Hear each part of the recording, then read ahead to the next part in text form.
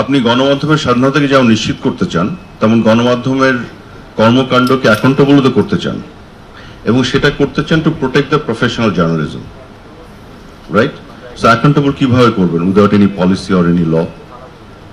আমাদের সেটা আইন লাগবে, করতে হবে। যেটা আমাদের মাথায় রাখতে হবে, কোনো আইনের যেন অপব্যবহার না হয়। সেটা শুধু এই আইনের ক্ষেত্রে না, বাংলাদেশে বিভিন্ন আইন বা পৃথিবীর অন্যান্য অনেক দেশে বিভিন্ন আইনের অপব্যবহার হওয়ার সুযোগ থাকে। নারী এবং শিশু সুরক্ষা আইন, সেই আইনে কত অপব্যবহার হতে পারে আমরা জানি, চিন্তা করতে পারি, কিন্তু ওখানে তো বলার কেউ নাই। আপনারা সাংবাদিকরা সেই কথা বলেন, শুধু জার্নালিস্টদের কথা কেন বলেন? অন্য সকল আইনে যেখানে অপব্যবহারের সুযোগ থাকে সেটা নিয়েও তো কথা বলা উচিত। আমি মনে করি যে কোনো আইনে যেখানে অপব্যবহারের সুযোগ আছে এবং অপব্যবহার হচ্ছে, এখানে সবাই মিলে ভয়েস রেজ করা উচিত। সেখানে আমি মনে করি যারা অপব্যবহার করে তাদেরও একটা শাস্তির ব্যবস্থা থাকা উচিত, যেন আইনকে কেউ অপব্যবহার করতে না পারে। সকল আইনে অপব্যবহারের সুযোগ থাকে। অপব্যবহার হলে কি হয়? একজন নির্দোষকে ভিকটিম করা হয়, সেটা এই আইন হোক যে কোনো আইন হোক। সো আমি বলতে চাই যে গণমাধ্যমের স্বাধীনতাকে অস্ত্র হিসেবে ব্যবহার করে, ঢাল হিসেবে ব্যবহার করে কেউ যদি অন্যায় করে, সেটাকে যেমন আমার অ্যাকাউন্টেবল করতে হবে, সেই জন্য আমার আইন দরকার। একই সাথে এই আইনের অপব্যবহারের যারা অপচেষ্টা করবে তাদেরকেও আমরা যাতে সাজার আওতায় আনতে পারি সেটা নিয়েও চিন্তা করেন, এটা নিয়ে কথা বলেন, আমরাও ভাবি কিভাবে এটা করা যায়। ইস্যুটা আইন না, ইস্যুটা হচ্ছে অপব্যবহার। হ্যাঁ, ডিএসএ ছিল, ডিএসএ থেকে সিএসএ হয়েছে। ডিএসএ তে কিছু প্রবলেম্যাটিক ইস্যু ছিল, এটা আমিও বলেছি, আগেও বলেছি, যে একজন যদি আপনার কি বলে ডিফেমেশনের কারণে যে আপনি অভিযোগ করলে জেলে নিয়ে যাওয়া, আবার জেলে নিয়ে যে আপনার বেলের যে ব্যবস্থাটা, এটাও ছিল না। তো এটা তো বোঝা যায় ইট ওয়াজ নট প্রবলি রাইট। কিন্তু এখন সিএসএ তো সেই সিস্টেম নাই, আপনি তো এখন জেলে নেওয়ার কোনো ব্যাপারই নাই। এখন বেলের জামিনের বিষয়টা তার প্রাসঙ্গিক কিনা।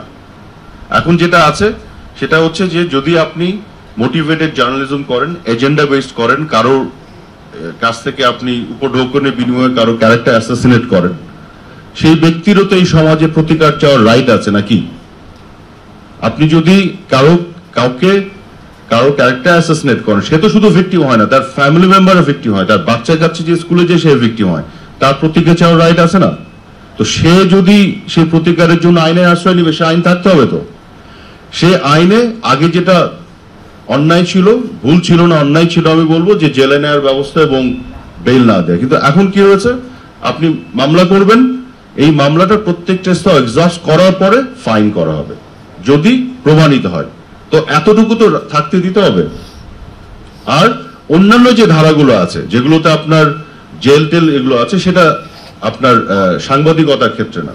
সেটা আপনি যদি ধরেন, যেমন আমাদের রাইট টু ইনফরমেশন আছে, আপনি ইনফরমেশন, যেটা নিয়ে আমি কাজ করছি, বাই দ্য ওয়ে আমি ট্রেনিং এর কিছু ব্যবস্থা নিচ্ছি, রাইট টু ইনফরমেশনের আইনটা কিভাবে সাংবাদিকরা প্রপারলি ব্যবহার করতে পারেন, এইটার একটা ট্রেনিং আমরা করব।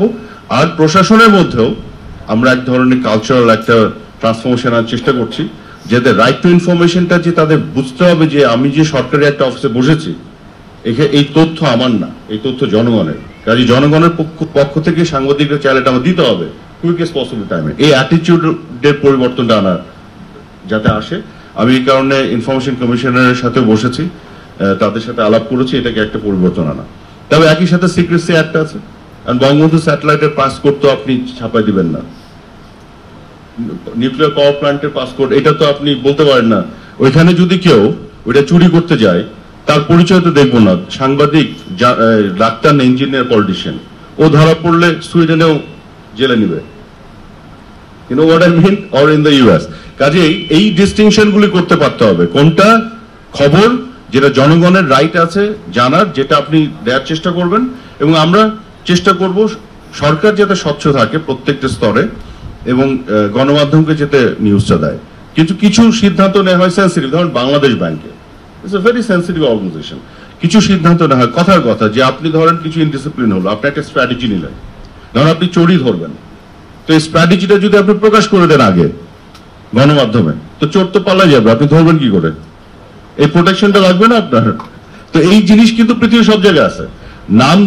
নাম যতই দেখ media freedom act, like in Sweden or in European different other country, ভিতরে যে দেখবেন একই জিনিস, আলাদা কিছু নাই। ওইখানেও বলা আছে কোথায় কি অন্যায় করলে কি সাজা হবে দিন শেষে।